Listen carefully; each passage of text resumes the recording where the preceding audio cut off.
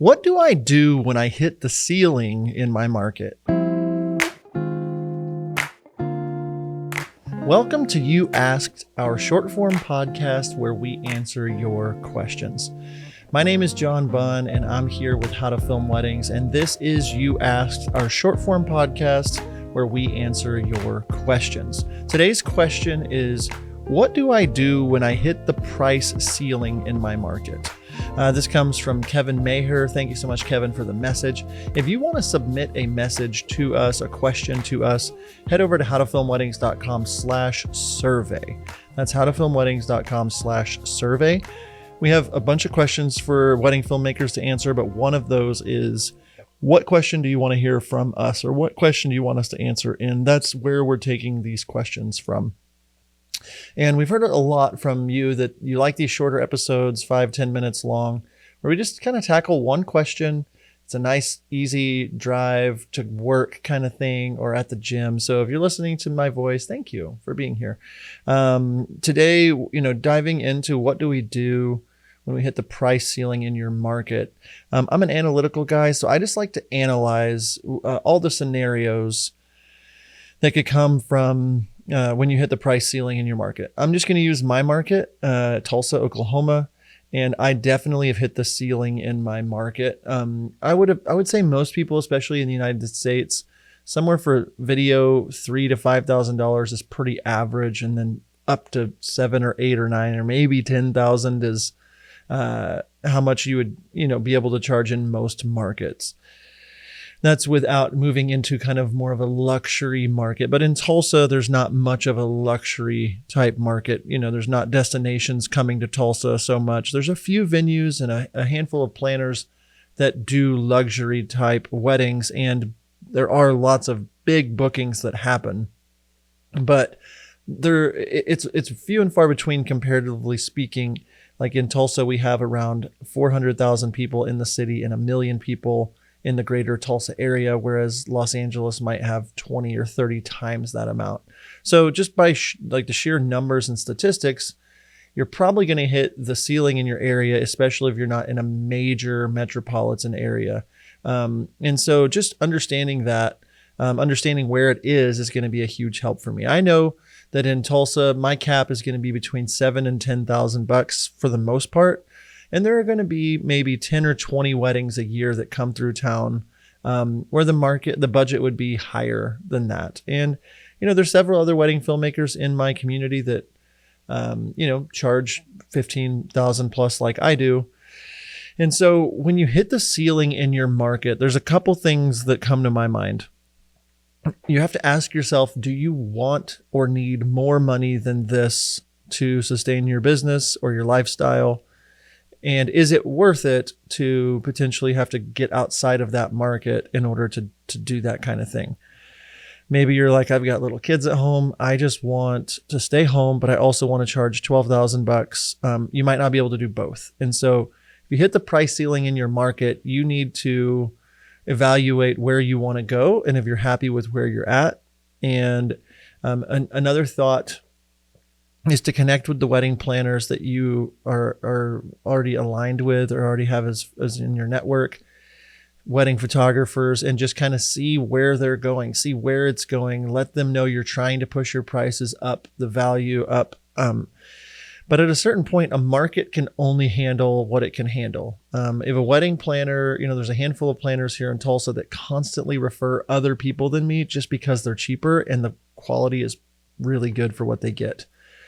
And as much as I try to get other wedding filmmakers to raise their prices, I'm not going to force somebody to raise their price. If they can do something similar to what I do for $6,000, I would probably refer them too. And so I have to figure out ways to differentiate myself in my local market as more of an experience that I give people, or more of a product, or the final product has to be that much better. The truth is, everyone's racing towards incredible wedding films. And at a certain point, a couple just wants like a really nice wedding film, and your work and their work, or, your work and the competition's work looks very similar to them. So they don't see the difference in paying 10 or 12 grand for me and $6,000 for somebody else. So they go with the cheaper option. And I have not been able to convince some of the wedding planners that it's worth it to pay for me. So as soon as I get an inquiry and I know that the planner is a certain planner, I know that my chances are going to be really low because they're going to refer them somebody cheaper. New network. And it's been a lot of work to get out of the Tulsa area and travel. And I had to do a lot of free work to show people I travel and work myself into a new market. But also I'm maintaining relationships with the planners in town. I booked a big $17K wedding for next year with a local planner, one that's in Oklahoma, and another one for, I think it was $15,500 for a wedding in Dallas, which is like 3 hours away from where I live. And so I'm trying to expand to like the first thing is like, do you want to get out of your market? If not, you might just have to realize the ceiling is the ceiling, and you can try to push past that with upselling and things, but there's nothing wrong with hitting the ceiling and being one of the most expensive. But the market is the market. And, it's kind of like a sporting event or a concert.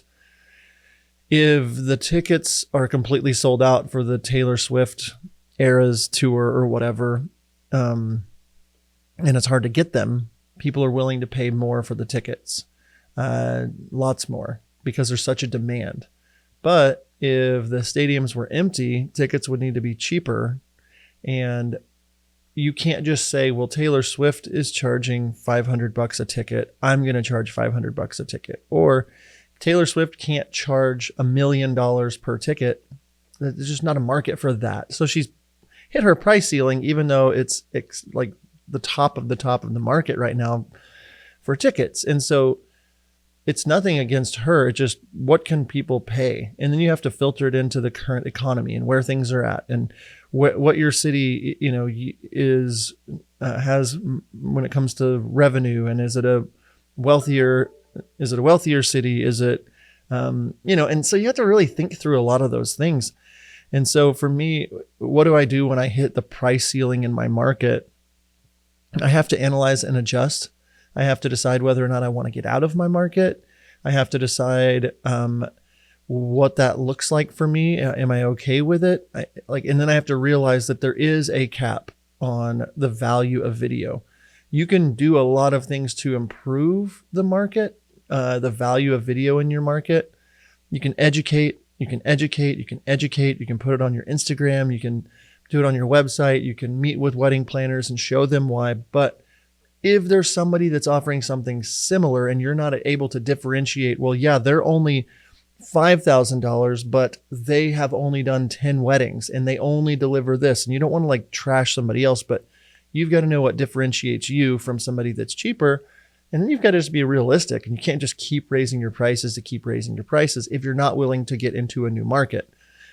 Now, the New York City market is a lot different than the Tulsa, Oklahoma market. There are millions and millions more people.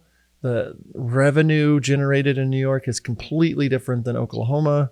The planners there, the fashion, it's just different. But do you want to go to New York or Chicago or Los Angeles or Europe or wherever?